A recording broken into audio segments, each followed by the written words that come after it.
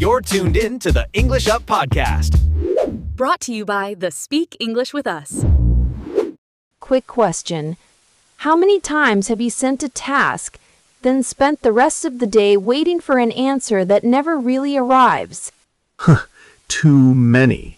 And the weird part is, everyone looks busy, but the project still sits there, like it's parked at a red light. If that sounds familiar, you're not broken and your team isn't lazy. This is a B1 level episode, perfect for intermediate learners. Beginners, you're welcome too. Today we're talking about why work keeps getting stuck in waiting mode and how one small change can make the whole flow feel smoother. You know that feeling when you send a message, then keep checking your screen every 5 minutes? One person says, "I'm waiting for feedback." Another says, "I thought someone else had it," and suddenly the whole thing feels blurry. Right? And then you become the human glue. You chase updates, repeat instructions, and somehow end up fixing the same thing twice. That's the exhausting part. The task isn't even hard, but the waiting is. And there's a name for that kind of slowdown, handoff friction. We'll unpack it in a very practical way. Before we go deeper, quick 3-second check in your week. Is the bigger problem A, too many messages, or B, too many back and forths? Just think of one letter. No essay, no pressure. Your brain can answer that faster than your inbox can load. Stay until the end for our Word Tour 5 expressions you can actually use in project chats, stand-ups, and follow-up messages. And later, we'll give you one tiny workflow that can cut the waiting, the rework, and the chaos. I'm betting you've got at least one project right now where people are saying, "almost done," but nobody can tell what that really means. Oh, absolutely. And when almost lasts 3 days, something in the system is off. So today's story is really about clarity, not perfection, and about how small missing details can turn a normal task into a long, annoying loop. Exactly. Let's get into the part where the loop starts and why it keeps happening. Let me paint a picture you might recognize. You send out the design request. You say, "Hey, here's what I need. Please check by Friday." Then you wait and wait. And what do you see? The designer says, "Still waiting on feedback for marketing." Marketing says, "I thought the designer was done." The client says, "I don't have the final version." Everyone's stuck in this endless loop. Exactly. That's a perfect example of what we call the bottleneck. Progress slows or stops because nobody's sure who owns what next. And the backlog builds a list of tasks just sitting unattended because of that confusion. What makes it worse is when you jump between chat windows, emails, and project boards trying to untangle the mess. Oh, I know that all too well. You start sweating, thinking you forgot a message or someone missed an update. This is what we call handoff friction, the moment when one person passes a task to another, but the handoff isn't smooth. Information gets lost, expectations get fuzzy. And then you face rework doing stuff again because it wasn't done right the first time. Let's do a quick example. Suppose you send a file to a colleague with no clear deadline or next step. They might put it in their backlog, things waiting to be done. But without clarity, your request floats in limbo.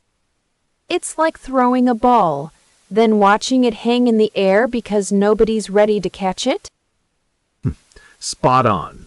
And the longer the ball hangs, the bigger the chance it drops, and you lose time fixing it. That's rework in action.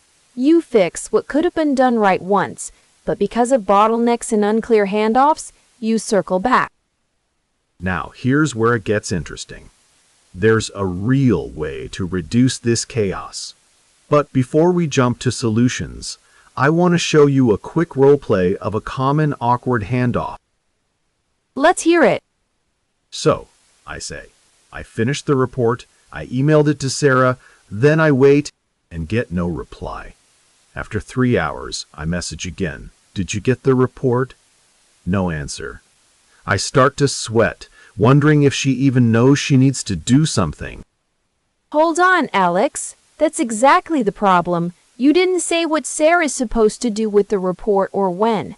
Plus, you didn't confirm receipt. 2 issues right there. Oh, I see. So just saying I emailed it isn't enough. Right. You need to be crystal clear at the handoff moment. Tell Sarah what to deliver, the deadline, and that she's next in line to handle it. Got it. So instead, I could say, Sarah, I emailed you the report. Please review and send feedback by 4 p.m. today. You're next to act on this. Exactly. And after she confirms, you can set a fixed check-in so you don't keep messaging all day. That simple change cuts out so much guessing and waiting. And it guards against bottlenecks because nobody's stuck wondering who's next. This shows why definition of done matters too. You tell Sarah exactly what done looks like, giving feedback with specific comments, not just looks good. Otherwise, you get almost done work that leads back to rework and delays. So in real projects, handoff friction, bottlenecks, and rework are the silent enemies that slow everything. But knowing how to give clear handoffs, define done, and plan check-ins creates smooth flow. And knowing these 3 key points helps teams avoid headaches and wasted time. Research shows unclear communication causes over 30% more rework in projects. That's hours wasted just because handoffs weren't clear. So, it's not laziness. It's about fixing the system. That's why we created the 3 handoff workflow to tackle this exact problem. Next, we'll share the steps of that workflow to help you cut down on waiting and keep your projects moving forward. And by the way, there is a phrase for this whole problem. It's called handoff friction. We'll break it down more soon. Okay, here's the pressure point. If we want smoother projects, we can't just blame people for being slow. We have to fix the handoff itself, and that starts with the definition of done. I get that, but I think people overcomplicate this. Most teams don't need a whole system. They just need to be more responsive, and the backlog wouldn't feel so scary. I disagree. Responsiveness helps, sure. But if the handoff is vague, the same task keeps bouncing around. Then the rework shows up, and the backlog gets bigger, not smaller. But what if the real bottleneck is not the handoff? What if it's the number of tasks itself? If the team has too much work, even a perfect process won't save them. That's a fair point, but a messy process makes the load feel worse. A clean handoff tells everyone what's next, who owns it, and what finished actually means. Without that, the backlog becomes a pile of half-decided things. Maybe, but I still think people hide behind process talk when they should just act faster. If someone sees a problem, they should jump in. That's common sense. Jumping in sounds productive, but it often creates more rework. A designer thinks the copy is final, the writer thinks the layout is final, and the client thinks the whole thing is final. Then nobody's final and everyone's annoyed. That is a disaster. But maybe the real issue is that people need thicker skin. Remote work is messy. You can't expect everyone to feel perfectly aligned all the time. I'm not asking for perfection, I'm asking for clarity. If the handoff says, here's the deliverable, here's the deadline, here's the next person, the team stops guessing. That's not perfection, that's basic coordination. But sometimes the next person changes. Then your neat handoff note becomes outdated before lunch. In fast-moving teams, rigid rules can become another bottleneck. True, which is why the workflow has a built-in check-in, not a pile of endless pings. You don't need 10 updates. You need 1 agreed time to review progress, catch issues, and move on. Hold on. 1 check-in sounds nice in theory, but what if something urgent pops up? You can't just wait for the scheduled time if the client is angry right now. Of course not. Urgent things happen, but most of the time, people treat every tiny question like an emergency, and that's where the bottleneck gets worse. One check-in protects the team from constant interruption. I see the logic, but I'm still not convinced the problem is wording. Maybe teams just need stronger habits. If people are disciplined, they won't create so much rework in the first place. Habits matter absolutely, but habits need a shared structure. Imagine this. You send a task with no clear definition of done.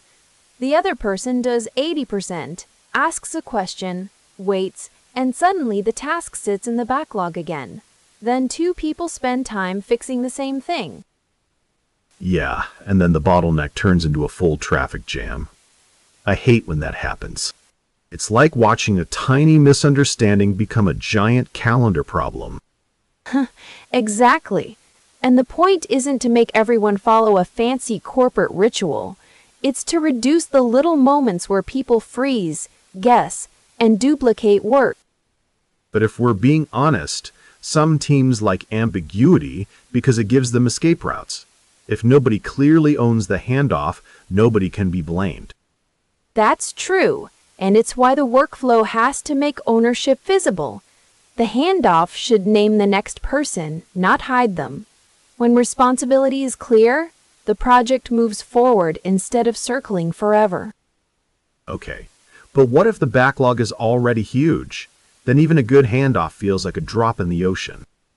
Then you start where you are. You don't fix the entire ocean. You fix the next handoff. That one task becomes easier than the one after that. Small clarity can change the tone of the whole team. So you're saying the goal isn't to eliminate all delays, it's to stop the same delay from repeating again and again. Exactly. And once people know the definition of done, they waste less time on rework, which frees up the backlog, which lowers the bottleneck, which makes the next handoff cleaner. Okay, when you chain it like that, it does make sense. It's not magic, it's just less friction. See, we can argue all day, but the project still needs a path. Fair enough. I still love speed, but I'll admit speed without clarity just becomes faster confusion. And that's the real debate here, not whether people care, but whether the system helps them care in the same direction. Right. If the workflow is clear, the team doesn't need to keep guessing. And guessing is where the waiting mode begins. So, we've seen the problem, the mess, and the debate. And the pattern is clear. Right. The delay isn't just delay, it's the handoff, the rework, the backlog, the bottleneck, and the definition of done all getting blurry. Exactly. And now we're going to turn those ideas into words you can use in real work chats. Let's break them down, one by one, so they actually stick. Let's kick off by remembering our first big word, handoff. It's really simply the moment when one person passes a task to another. Yeah, like a relay race. But instead of a baton, it's that email or Slack message that says, "Your turn now." Exactly. But there are so many more ways to say how we feel. A clear handoff means everyone knows exactly what to do next and no one's stuck guessing. That guessing game is the start of many problems, like rework. We talked a lot about rework basically. That's work you have to do again because something wasn't done right the first time. Right. It's like painting over a wall twice because the first coat didn't dry, except it wastes time and energy on projects. And you don't want to be painting all day just because the instructions were unclear, right? Definitely not. Then there's the backlog, our third key word. The backlog is the list of tasks waiting to be done. Picture it like a grocery line with too many people. If the backlog grows huge, it means work piles up, waiting for attention. That pile can make your team feel overwhelmed, and the slow tasks often become bottlenecks. Bottleneck is a great word. It means a point where progress slows or even stops completely. And in projects, bottlenecks happen because of unclear ownership or missing details. Like everyone waits on one person who's overloaded or unsure. Or that one task that gets stuck because no one knows when it's actually done. That's where the last phrase shines. Definition of done. It's a clear description of what finished means for a task. Yeah, it stops the guessing. Instead of almost done, you know exactly what checks are needed before moving on. It's like a finish line that everyone agrees on.